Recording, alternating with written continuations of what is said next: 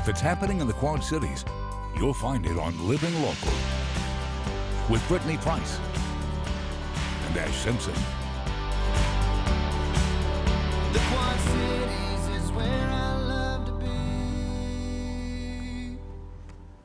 Good afternoon and welcome to Living Local. I'm Brittany Price. And I'm Ash Simpson. Thanks for joining us here today on this Wednesday. Well, we have a very special guest with us today, Rear Admiral Will Pennington with the QC Navy Week. Thank you so much for being here. Oh, it's a pleasure. Thank you. Really appreciate it. Well, Admiral, I understand you're actually from the area. Tell us a little bit about your local experience. Well, that's true. I grew up in Wilton, graduated from Wilton High School in 1985, Wow. and my folks lived there for another 10 years or so. And my wife is also from Wilton, so we came back with our family quite often. In fact, my in-laws still live here, and I look forward to seeing them during the week. Cool to hear about your local roots. What inspired you to join the Navy? Well, a little bit of a long story with a lot of moving parts, but in short, my father had an interest in aviation, and so that was passed on to me at the time. Also, I was interested in serving, and through just sort of researching that, learned about the Naval Academy. There's not really any military background in my family, and so the opportunity to go to the Naval Academy answered a number of things, paid for my school, offered a job, and afforded the opportunity to fly.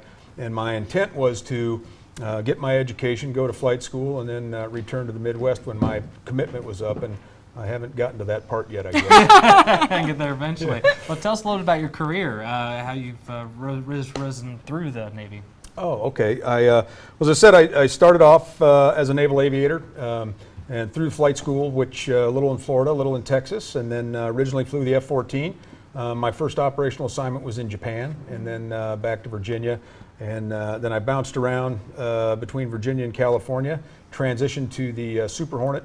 At that point, had the great privilege of commanding a squadron out in California. And then after that, the Navy decided to send me down the path toward aircraft carrier command. It's a short 8 years is that training pipeline, to include 2 full years in the nuclear propulsion program, where as a 40-plus-year-old, I got to sit next to a bunch of 20-year-old geniuses, and it's a pretty humbling experience. But anyway, got through, and then ultimately my last operational command, which ended a little over a year ago, was as the commanding officer of the George H.W. Bush aircraft carrier. Wow, Admiral, as you know, it really is. As you reflect on your career, are there any experiences that stand out to you in particular? Well, I think there's a number.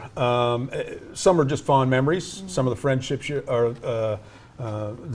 make. For instance, the head of this organization, sitting right over there, she and I have served together before, and those kinds of things endure. In terms of, so that's clearly very pleasurable and has added richness to my life. But in terms of things that I look back that I'm proud of, most of them have to do with the accomplishments of the teams I've been lucky to be a part of. And as an example, the last tour on board the George H.W. Bush, we had to deploy a little earlier than we thought, so the crew came together to get ready for that.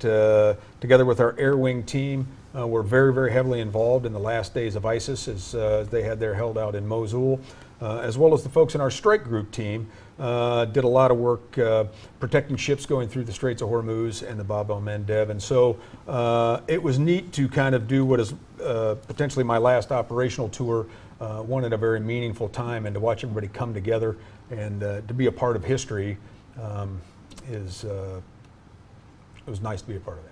Yeah, Wow. that's beyond amazing. Well, thank you for your service for sure. And as your current role now that you've transitioned from that role, what are your duties currently?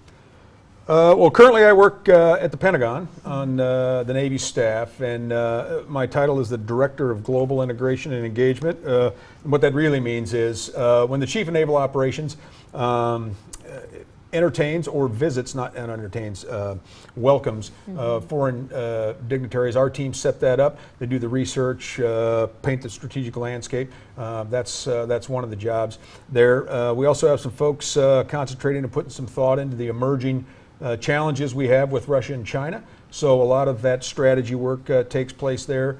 And then in a bit of an odd assemblage, I also have some other things, some of the general policy work, whether it relates to missile defense or our emerging needs and interests in the Arctic. Those folks work in there as well. So it's, I'll tell you, staff duty is nowhere near as satisfying as being out to sea, and that's just a fact. But as staff duty goes, it's a nice, wide, broad portfolio that has helped me learn an awful lot. And watch the folks contribute to a number of different things. So it's been interesting and satisfying in that regard. Wow. Well, Admiral, thank you so much for getting us just a little peek into your service and your career. Again, we are so very thankful for your time today and also for your service. Well, thank you very much.